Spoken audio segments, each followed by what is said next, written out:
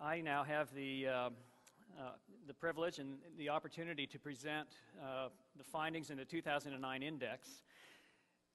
And as you know, it's got a lot of bad news in it. So I figured we would get the bad news out of the way first, and then we'll talk about the good news that it also contains. So we're going to start now with, actually before we begin with that, I want to make sure that we all understand the region's basic profile. So here it is. We're a region of 40 cities, and we're spread over parts of 4 different counties. There are 2.5 million people who live in our region. The workforce is about 1.4 million jobs, give or take, and that's always a moving target. Here's a striking feature of our region. We have 40% of our residents were not born in the United States. They were born some other place. I would submit to you that this is a marvelous feature of our region. I cherish that aspect of Silicon Valley. We're a highly educated region.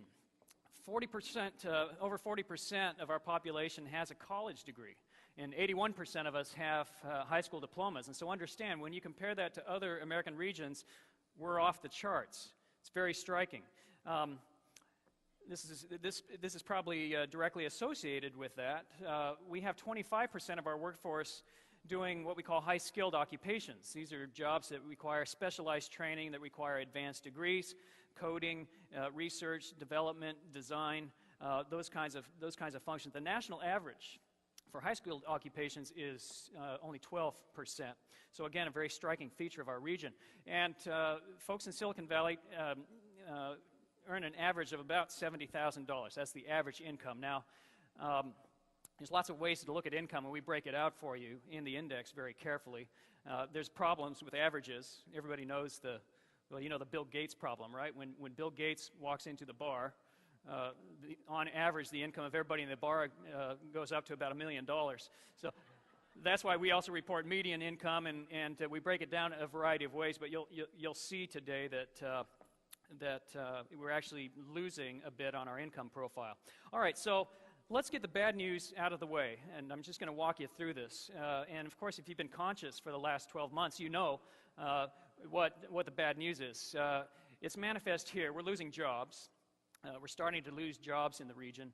In fact, we finished out the year with a 1.3% increase in unemployment. And it's only going to get worse. Understand, the index tracks everything through December of 2008. And since that time, of course, there's been even more layoffs happening all around us. It used to be people that you knew, and then it used to be people that are your friends, and now people that we love are losing their jobs. And so we suspect that next year's index will have even more of this. The hope was that Silicon Valley might be insulated from the broader national trends, and there's good reason to think that might have been possible. We are, of course, a different kind of an economy. We're an innovation-based economy. We're strongly export-oriented. We generate venture funding right here in the region. We tend to have an arm's length relationship from New York. And so we were hoping that there would be a way for us to weather some of these national and international trends. And so what's striking is that we actually did through October. So until October of 2008, we were actually growing. We were adding jobs in the region. But that came crashing down in November, and we finished out the year at about 1.3% behind. And we're certain that the pace of that is going to be increasing. So per capita income has also fallen slightly, and it was the first time that had happened in 5 years. So we had been making steady gains in our region since 2003. The national average has also been increasing. So against that, we have Silicon Valley falling off slightly. I want to say a word about our income profile in the region. The great hope is that we have a strong distribution, an even distribution. This is what economists look for when they measure the health of an economy and the health of the overall society. And that, frankly, had always been a strong spot for Silicon Valley, that we had vast numbers of people employed in the mid-range professions, and they become the spine or the backbone of our regional economy. Well, there's some interesting trends. You could say ominous trends. On the one hand, of course, people come to Silicon Valley and they do very well. The proportion of our households that are earning $1,000 or more per year has grown. It's now 42%. That's a 5-point increase over the last 5 years. So on the high end, we're growing. On the low end, we're also growing, and this is striking. So households in Silicon Valley that earn $35,000 or less also increased over the last year, and that trend has actually been in place for a couple of years. And so what it means is that Silicon Valley is really developing what economists like to call the hourglass economy. A lot of folks on the top, a lot of folks in the middle, fewer folks, a lot of folks on the bottom, fewer people there in those mid-range professions. This has huge societal implications, and we'll be talking about that through the course of the day. Our housing has, of course, always been a difficult spot for Silicon Valley. We're the least affordable place for housing in California, and one of the least affordable in the country. Now, what this chart shows is the percentage of people, the percentage of first-time home buyers that are able to afford the median-priced home. And that percentage has fallen. And so now 29% of our first-time home buyers can actually afford to buy a median-priced home, as opposed to 45% for the rest of the state. So that gives you a sense of how hard this is to do in Silicon Valley. And it's also interesting that our housing prices are staying fairly stable. So at that high end, there's still a lot of turnover in the housing stock, and the prices are still reasonably high. And this, despite lots of foreclosures. We'll show you a chart here in just a second. And in other California regions, the cost of housing, the housing prices are actually falling fairly dramatically. Not the case in Silicon Valley. So even despite all of this pain that we're describing, we're still a very high-cost region, and not enough of us are able to actually afford the medium-price home.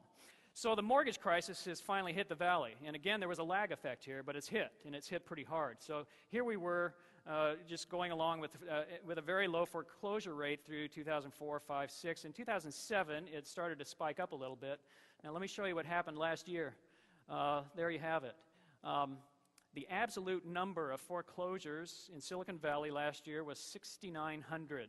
That's how many? 6,900. Now, let's put that in perspective. So that's a 184% increase over the past year, and that's higher than the California average by far. So here, too, lots of bad news in Silicon Valley. We care about insurance and who's holding insurance and how available it is. And so here, too, we see signs of genuine pain out there. This is an important trend that we'll need to track, I think, pretty carefully. It speaks to a fundamental restructuring of our economy. Corporations are actually moving to a different model. Certainly our Silicon Valley corporations are, but we're seeing this nationwide, which is they're actually trying to keep their head count low because they're facing tremendous competitive pressures in the global economy. And so they're moving to a model where instead of adding to their head count, they're doing a lot of contract work, hiring contract employees. I bet this applies to a lot of us here in the room today. So companies are looking for people who can do a precise task, and they will find that person and write out a contract with them, but they won't actually take them onto their workforce. They won't enter into an arrangement on benefits and so forth. And so this is only the tip of the iceberg, but last year people without employer-based health care increased 2.5%. It's also I think striking, alarming, that 10% of Silicon Valley residents are completely uninsured. So there's also bad news in the commercial real estate markets. Vacancies all over the place. For the first time, our net absorption rate fell, went into negative figures, and you're seeing this all around you. I want to talk for a minute about venture funding. So here is our here's a chart of our venture funding. Of course, that big spike happened in 2000, 2001. It's hard to believe, but that year we generated $120 billion in venture finance right here in this region. Of course, it was wacky. That was a wacky period of time. And if you take that year out of the model, you can see that the trend is actually just very normal and stable. It has incremental growth from year to year, and that's what we had been experiencing. In 2008, however, for the first time since the crash, we saw venture funding fall off. And this is a crucial indicator for a region like Silicon Valley, where we're innovation-led and we have so much entrepreneurial and startup activity. So we very much care about this number. We also care about it because we call it a leading indicator. What's happening in the venture world is, of course, sometimes it can be misleading, but more often it really does have it has the ability to tell you what's in the near or immediate future. So when we see a figure like this in Silicon Valley, that can be alarming. So what is perhaps encouraging is that it's not just Silicon Valley. Venture funding is, of course, off nationwide. It's fallen 11% across the nation. Here in the region, our funding is down about 7.7%. I do want to point out that we continue to command the lion's share of venture funding in the world. We have more than 30% of all venture funding anywhere right here, generated in this region, spent in this region. That absolute percentage, our portion of venture funding, has never decreased. In fact, it's only growing over time. IPOs, this is so interesting. I was thinking, how can we show a chart that illustrates what's happening in the IPO market? Well, here it is. That's it. We had a grand total of 2 IPOs last year.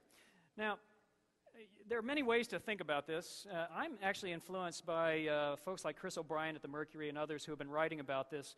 I see it as actually a fundamental shift in the model itself, that actually our current strategy isn't that the IPO is necessarily the path you're trying to follow as a startup, as a new company, that there are other paths to growth and development, including mergers, including acquisitions, and the new strategy seems to be to build a company that would become a ripe target for purchase. So we're seeing that throughout the Valley and also throughout the nation. Nationwide, there were only 26 IPOs last year. 2 of them were here in Silicon Valley. This is interesting. Our productivity stalled for the first time. It's been a point of pride for Silicon Valley. Our productivity, we measure it as outcome per worker. So take the entire domestic product of Silicon Valley as a region, our GDP, and then you divide that by the number of people in our workforce, and that's a measure of our productivity. And for 5 years, our productivity rates had been growing at 50% higher than the national average. And yet this year it fell off, and only slightly. And so it's really too early to say if this is a trend or if it's just something fluky. Nevertheless, there it is. Productivity is down. That's how we compare with California and with national averages. California productivity, U.S. productivity grew. Silicon Valley's fell off by 0.5 percentage point. Well, those are the big headlines on the economy. There are many other things that we could talk about, and we'll leave most of it to your reading in the report. We detail these things very carefully. But there's some other troubling signs that we care about, signs that there's pain out there and wrenching kinds of adjustment. Things like reported cases of child abuse are on the rise. On the other hand, it's very encouraging that juvenile felony arrests and felony arrests in general are down. We have a falling figure there. That's encouraging in Silicon Valley. Here's something that we care about deeply. We track it very carefully, and that's who's graduating from high school. We have 12% of our kids dropping out. They're not making it through 12 years of education and falling out of the high school system. And more troubling than that is there are persistent disparities by race. So this is something that Silicon Valley has to prioritize, and something that we certainly need to come together. We need to come together on this issue as a community. Joint Venture's leading work in this area, and we'll have a chance to tell you about that later on. This is also striking. I'm not sure this is a sign of current trends or if this is just the way Silicon Valley is and is always going to be. But we look at funding going into the arts because we consider this a measure of community's health and vitality. And Silicon Valley, of course, there's money in Silicon Valley, people highly affluent, extremely well off, and they're interested in the arts, and yet they're not funding the arts. We're not seeing the funding go into the arts in the same way that we see it going into the arts in other comparable regions like New York or Washington, D.C. or Philadelphia or Chicago. And you can read the detail in the report, but Silicon Valley as a region, in terms of as a percentage of our total income, we fall about 20th in the nation. We're there with cities like Pittsburgh, San Antonio, Baltimore, San Diego. It's a striking finding. All right, so that's the litany of bad news through December 2008. And we don't want to sugarcoat this. We've got some stiff winds blowing out there, and these national and international trends really have caught up with us. We're a tech economy, after all. Tech companies have to service national and international markets, and those markets have eroded. And when you enter a bad economy, usually tech spending is one of the first things to go. You don't have companies throughout the world making large tech purchases and expenditures, and so finally this comes home to our market, and it results in the kinds of layoffs that we're seeing and are increasing. We suspect this time next year we'll still have more bad news, and that will be influenced by these national trends. Having said all that, the index also has, I think, some very promising things to report about our economy. And the most promising has to do with what we call the newly emerging green economy. And we'll be spending, later in the day, we'll be spending entire sessions on this subject. We'll be talking about what's happening in Silicon Valley, the new growth that we're leading, the emergence of the clean technology sector, and everything associated with it, alternative fuels, alternative energy, new materials, energy infrastructure. This has become a burgeoning new cluster for Silicon Valley, and it would appear that the seeds are in place for a major Silicon Valley comeback. By the way, we do this. This is Silicon Valley's standard method of operation. Remember, in the 1970s, we were socked by dramatic cutbacks in the defense sector. So we've figured out a way to commercialize silicon and how to commercialize chips, and that fueled a huge wave of innovation. In the 1980s, we faced stiff competition in our mainstay, semiconductors, Japanese and others, and yet that just fueled the PC revolution. In the 1990s, we did the same thing. We led the nation out of a recession by pioneering all of this economic activity around the internet. And so the index this year seems to be suggesting that this is happening yet again. The early part of the 21st century will be characterized by the growth and development of the new clean tech sector. Let me show you some charts. So despite the fact that venture funding is down overall, it actually grew by a quantum leap in this sector. There was a 94% increase in investment going into what we call the clean and green sector. Clean tech firms in our region are growing. We have a 23% increase in jobs in that sector. So we're losing jobs overall, but in this sector, they grew by 23%, and we have a 29% increase in business establishments, new business establishments doing these kinds of activities. And they're mostly in clean transportation, energy infrastructure, and new materials. So this is encouraging. Silicon Valley has clearly established itself as the intellectual leader in this newly emerging field. We accounted for 50% of all patents in the clean tech sector in the United States. We account for 20% of California's patents, and they're spread across things like wind energy, hybrid systems, fuel cells, battery technology, and certainly solar energy. And San Jose in particular has become the world's epicenter for the solar industry and for solar technology. We have in place now this robust new cluster of companies like SunPower and Mia Soleil and Nano Solar and well, many others too numerous to mention. We have them detailed for you in the appendices. So this is actually very encouraging. We are becoming the leader in the application of these technologies as well. And this is something that we care about deeply. We need Silicon Valley to not only be the place of invention, but the place of application. And so this is happening. We've had 59% increases in our solar capacity in the region. We account for 13% of all new capacity, solar capacity in California as a state. We also lead the nation and the state in alternative fuel vehicles, hybrid vehicles, other kinds of low-emitting or zero-emission vehicles. These are catching on. You see this. It's all around you. Solar installations are everywhere, and we just want to stress that not only are they springing up on commercial properties, but also on residential properties and in the government sector, and we see that as an encouraging sign. As a region, we're also improving our development patterns and becoming a more sustainable region. And so we note this in the index. Of all new housing construction, the density is 20 units per acre. And that's a figure that's 3 times higher than what it was even 5 years ago. So we're developing new patterns of compact development, and most of that development, we document this, is located within a quarter mile of transit, so that the housing the folks living in the new housing that we build can have the transit-oriented lifestyle, and this helps in so many ways. We're driving less. This is not a surprise. Actually, this chart corresponds precisely with gas prices.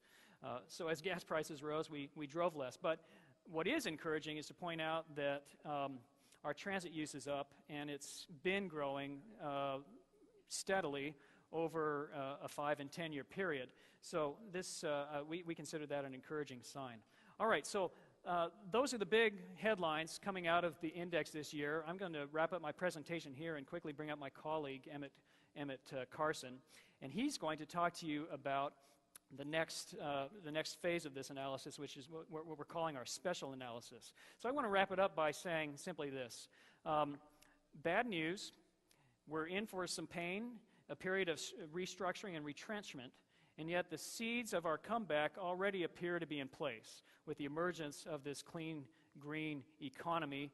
And a key question is, will we be able to make this transition? Will our governments, our local governments, be able to play the essential role that they must play? And can we equip our workforce to step up and be qualified to fill the jobs that we're creating in this new sector? These are crucial questions for the Valley. And the workforce question in particular, we thought merited special treatment. So the index this year has a pull-out section. You have it at your place. It's labeled Special Analysis, and it's all about our educational institutions, our community infrastructure, and our workforce needs. And to walk you through that analysis, I'm now presenting my colleague, Emmett Carson. He's the CEO of the Silicon Valley Community Foundation and our partner in bringing you the index this morning. Thank you, ladies and gentlemen. Now, please welcome Emmett Carson. Thanks a lot.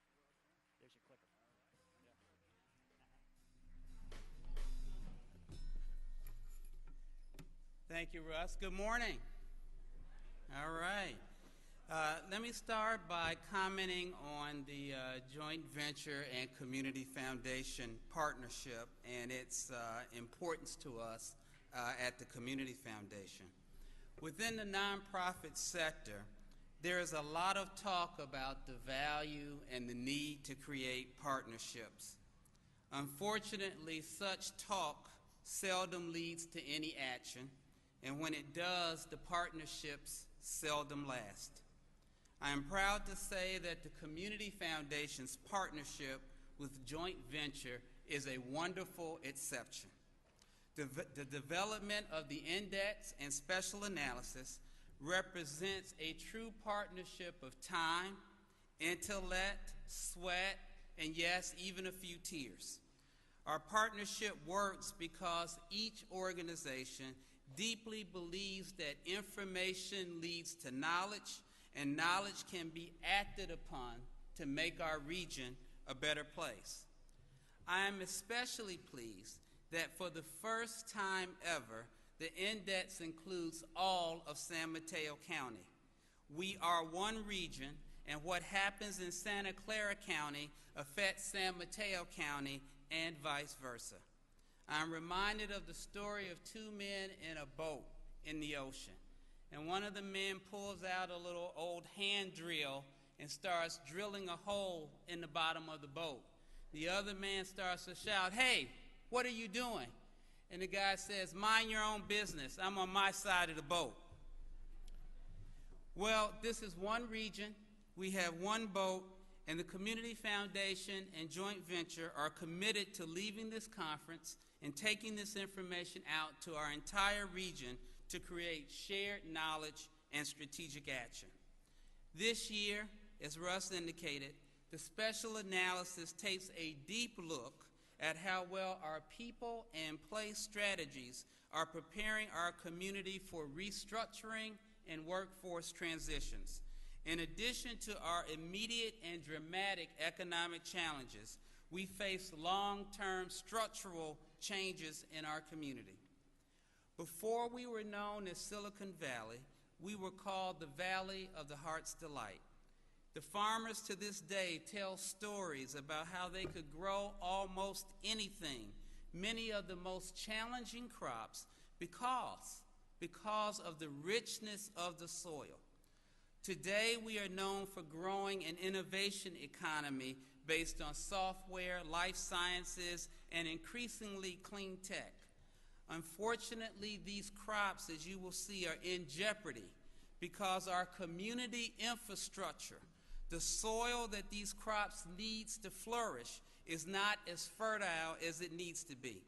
The special analysis documents that unless we give our community infrastructure our immediate attention, our successful innovation economy may wither on the vine and die. So let's get started with these charts. All right. So Silicon Valley has 6 major areas of economic activity: information products and services, life sciences, innovation and specialized services, business infrastructure, and other manufacturing. And I'm going to pull out my handy-dandy HP pointer. All right, it works. All right.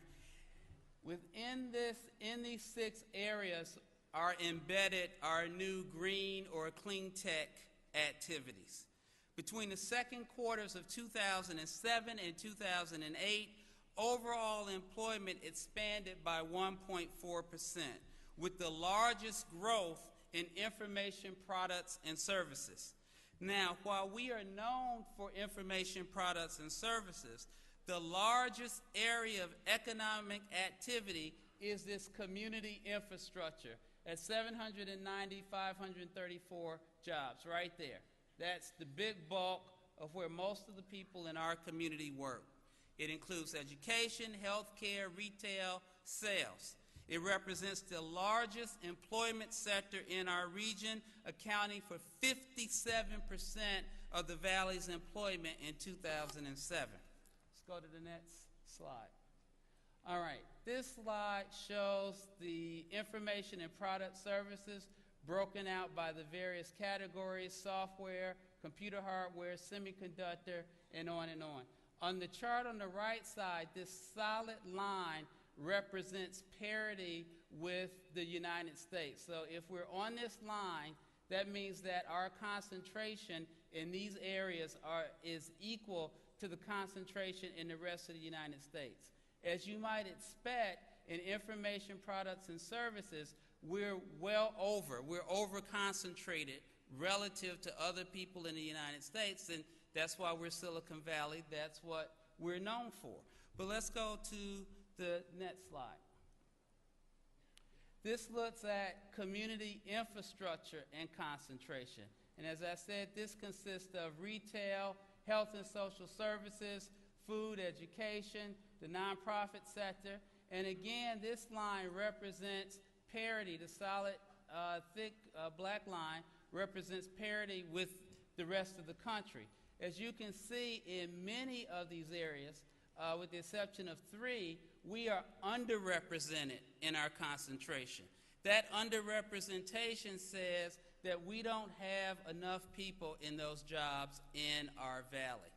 That is the crisis that we have to address. That's the soil that isn't as fertile as it needs to be to grow that innovation economy that drives us, that we're branded for. Let's go to our next slide. All right. So what this slide does is show annual openings in Silicon Valley. And it talks about net replacements, which is this darker colored line. Now, net replacement means these are people who are retiring, have been promoted, or are anticipated to leave the area. The white shaded line are new jobs, which means growth in that particular area. Now, prior to the recession, it was estimated that we would need 30,000 jobs per year between now and 2016 in this valley around these jobs. 30,000. So if you are thinking about employment today in this kind of economy, these are the areas where there are going to be replacements and therefore perhaps job opportunities. And once we get through this current recession, this structural problem that we have of the lack of jobs in this area will start to hurt us.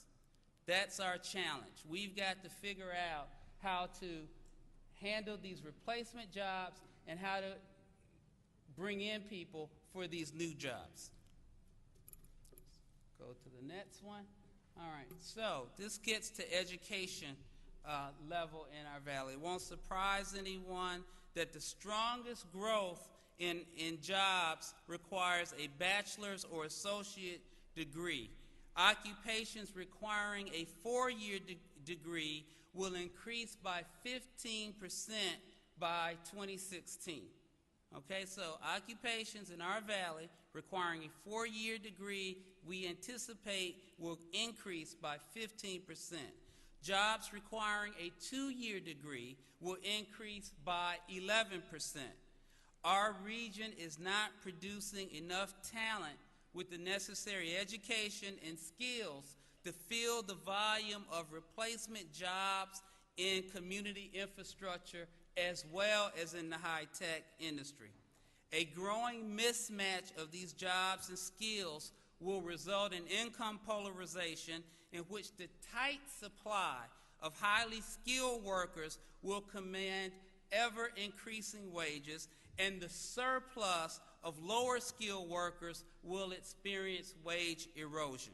The current patchwork of education, workforce development, and safety net programs are failing both to prepare our workers for success or meet the future demands by 2016. Let's go to the next slide.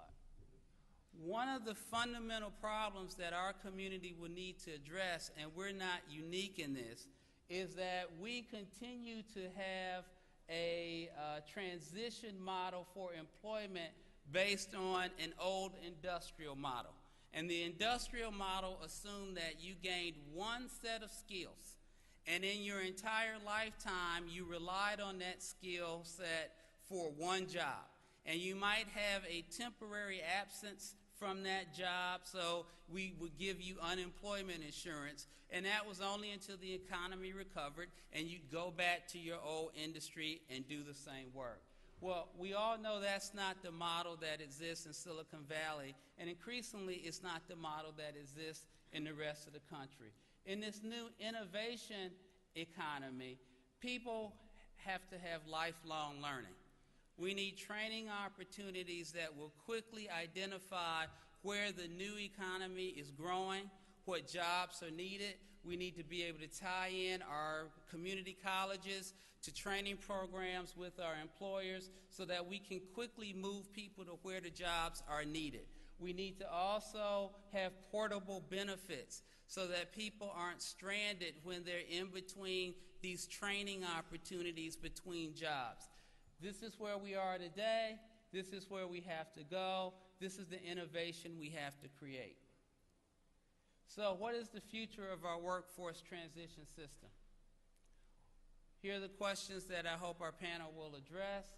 One, how can our region support local workers in making the transitions necessary to succeed in our changing economy? Second, how can our region create a talent development system that is more responsive to employer and worker needs than today's patchwork of programs? And lastly, how can Silicon Valley, long a leader in economic innovation, become an innovator in workforce transitions as well? We look forward to our dialogue later this morning. Thank you.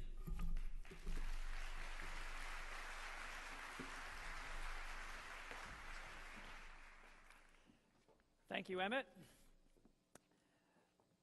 And thank you, ladies and gentlemen. All right, we're going to go to the next portion of our program, and that's a panel discussion. So, band, why don't you give us a number while we bring our panelists on stage, and then we'll introduce John Friedenberg,